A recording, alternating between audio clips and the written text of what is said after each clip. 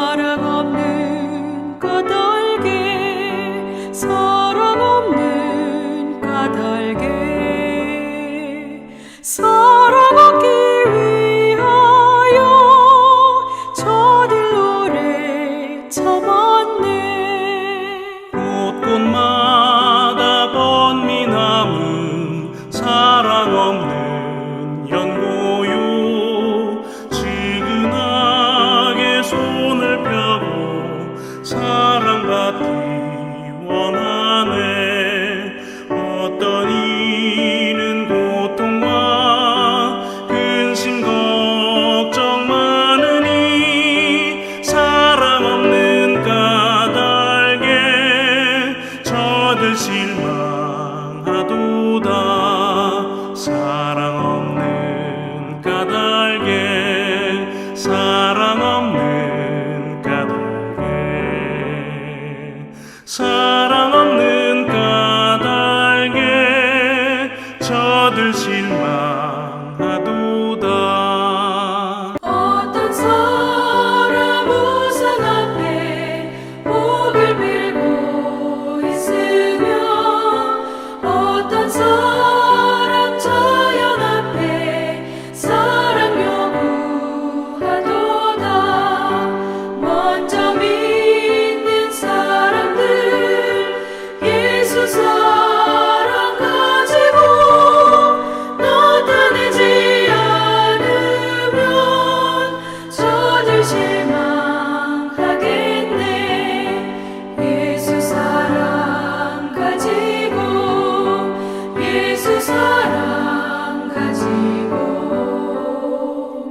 나타내지 않으면 저들 실망하겠네.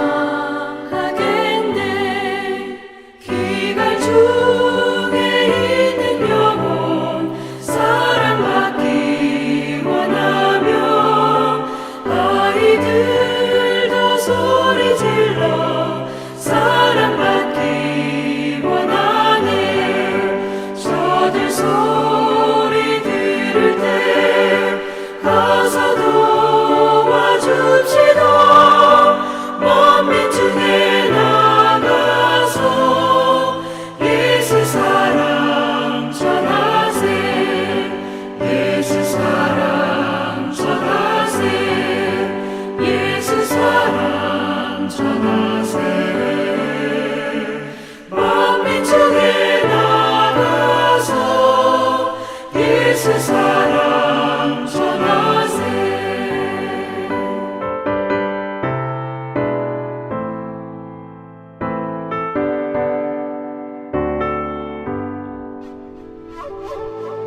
사울은 그가 죽임당함을 마땅히 여기더라. 그날에 예루살렘에 있는 교회에 큰 박해가 있어 사도 외에는 다 유대와 사마리아 모든 땅으로 흩어지니라. 경건한 사람들이 스데반을 장사하고 위하여 크게 울더라. 사울이 교회를 참멸할세 각 집에 들어가 남녀를 끌어다가 옥에 넘기니라. 엔도 슈샤쿠의 침묵이라는 소설을 보면 신자가 순교당할 때에 그 어떤 기적도 아무런 현상도 일어나지 않는 것을 보고 주인공이 낙심하는 모습이 나옵니다. 하나님이 침묵하고 계신 것처럼 느꼈던 것입니다. 그러나 순교의 순간에 하나님은 가만히 계시지 않으셨습니다. 우리 눈에는 보이지 않았지만 하나님은 분명히 그 순간에도 역사하셨던 것이죠. 두려움과 고통을 이길 수 있는 힘을 주시고 하늘의 영광을 보이기도 하십니다. 자리에서 벌떡 일어나셔서 얼굴의 빛을 그에게만 비추시며 힘써 도우십니다. 스데반이 묘사하는 하늘 보좌의 광경도 다른 사람들의 눈에는 보이진 않았지만 진실이었지요. 그런데 유대인들은 그 진실의 귀를 막고 분노를 쏟아낸 것입니다. 재판이나 정당한 절차도 없이 즉결 심판을 자행했습니다. 거짓 증인들이 진실을 은폐하기 위해서 더 큰 악을 저지른 것이지요. 스데반은 죽음의 순간까지 예수님을 따르는 모습을 보였습니다. 죽음의 순간에도 예수님이 드렸던 그 기도와 동일한 기도를 드리고 죽음을 맞이합니다. 내 영혼을 받으시옵소서. 주여 이 죄를 그들에게 돌리지 마옵소서. 오늘 스데반의 죽음과 이어지는 핍박을 대하는 그리스도인들과 사도들의 모습을 통해서 복음을 먼저 들은 자로 어떠한 태도를 가져야 하는지 돌아보는 시간 되시기 바랍니다. 먼저 하나님의 일하심을 기대해야 합니다. 스데반이 순교를 당할 때 갑자기 한 사람의 이름이 등장합니다. 바로 사울입니다. 성경은 굳이 스데반을 죽이려는 거짓 증인들이 옷을 벗어 사울의 앞에 놓은 것과 사울이 스데반의 죽임 당함을 당연히 여겼다라는 것을 마땅하게 여겼습니다. 이것은 일종의 복선으로 하나님이 앞으로 하실 일에 대한 암시를 나타냅니다. 하나님은 신실한 당신의 일꾼 스데반을 데려가시고 전혀 예상하지 못했던 사람 사울을 사용할 것을 계획하고 계셨던 것이죠. 스데반을 핍박하고 죽이는 무리 편에 서 있는 한 사람, 악명 높은 사울을 하나님의 가장 귀한 일꾼으로 만드시는 일을 누가 상상이나 했겠습니까? 하지만 하나님은 그 놀라운 일들을 이루십니다. 하나님은 스데반이 사라져서 생기는 공백을 사울이라는 사람을 통해서 완벽하게 채우십니다. 이것이 하나님의 능력이고 하나님의 반전입니다. 하나님의 지혜와 경륜은 이해할 수 없을 때가 많습니다. 우리는 종종 내가 아니면 안 된다 혹은 꼭 저 사람이어야 한다라고 고집 부릴 때가 있습니다만 사울의 등장을 보면서 하나님이 쓰지 못할 사람은 없다라는 것을 다시 한번 깨닫게 됩니다. 우리의 생각에는 스데반이 사라지면 하나님의 나라가 쇠할 것 같고 복음 전파가 주춤해질 것이라고 여겨지게 되지만 실상은 그렇지 않습니다. 하나님의 나라는 오히려 사울을 통해서 더 빨리 전진합니다. 스데반의 순교와 동시에 사울이 등장하고 복음이 예루살렘을 넘어서 유대와 사마리아와 땅끝까지 퍼지는 역사가 일어납니다. 순교의 피는 결코 그냥 사라지는 법이 없습니다. 한 알의 밀이 땅에 떨어져 죽으면 많은 열매를 맺는다라는 그 진리를 증명하는 것입니다. 사탄은 폭력과 두려움으로 신자들을 위협하고 핍박하지만 하나님은 성도들을 도우셔서 세상이 감당할 수 없는 믿음의 용사로 세우십니다. 십자가의 사랑으로 악을 정복해 나가는 삶이 저와 여러분의 삶이어야 한다는 것이죠. 스데반의 순교는 경건한 사람들에게 큰 슬픔이 되었습니다. 또 한참 부흥하던 교회가 핍박을 당하게 되죠. 아주 좋지 않은 일들이 벌어질 것으로 보여집니다. 하지만 그 핍박 뒤에는 하나님의 놀라운 섭리가 있었습니다. 그동안 교회는 예루살렘 중심으로만 성장했습니다. 그리고 유대인 중심으로만 복음이 전해지고 있었습니다.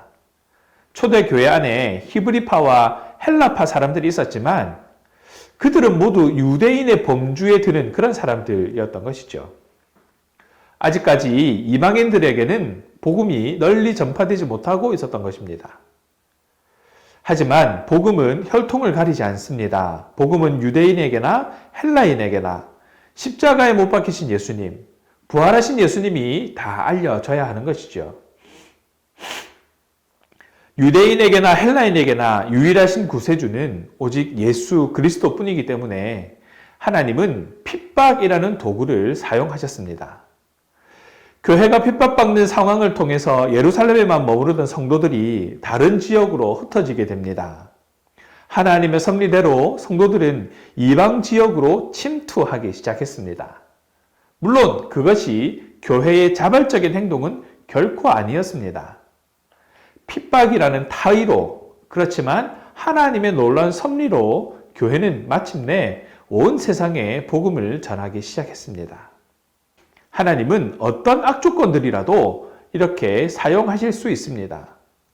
모든 것이 합력하여 선을 이루시는 일, 지금도 진행형이라는 사실을 기억하시기 바랍니다. 그래서 우리는 전화위복의 하나님을 믿고 기대해야 하는 것이죠. 여러 가지 상황 속에서, 어려움 속에서 주님은 우리가 겪는 고통을 사용하셔서 이 세상을 하나님 나라로 바꾸신다라는 것을 잊지 마시기 바랍니다. 그러니까 오늘도 소망을 품고 세상에 복음을 전하는 그러한 주님의 성도로, 하나님의 자녀로 살아가기를 결단해야 하는 것이죠. 다음으로 우리는 하나님의 말씀을 듣고 순종해야 합니다. 2절에 등장하는 경건한 사람에 주목해 보시기 바랍니다. 이 경건한 사람, 헬라어로 안드레스 율리베스라고 합니다. 율리베스는 문자적으로 잘 취하는 이라는 뜻을 가지고 있습니다. 종교적 차원에서 해석을 하면 경건한 이라는 뜻으로 사용됩니다. 즉, 경건하다라는 것은 잘 취한다라는 것입니다. 다시 말해서 경건은 하나님과 그분의 말씀을 잘 취하는 것, 잘 받아들이는 것을 말합니다. 이들은 스데반을 장사하고 그를 기억하며 크게 울었습니다. 스데반의 인격과 인품에 의한 것이기도 했지만 그가 해왔던 하나님의 일들을 더 생각했을 것입니다. 스데반과 함께 사역했던 사람들이었을 것입니다. 적어도 그들에게 스데반은 잊지 못할 사람이었고 하나님의 일을 감당함에 모범이 되는 사람이었고 또 따를 만한 사람이었기 때문에 지금 그들은 그렇게도 슬퍼하는 것이죠.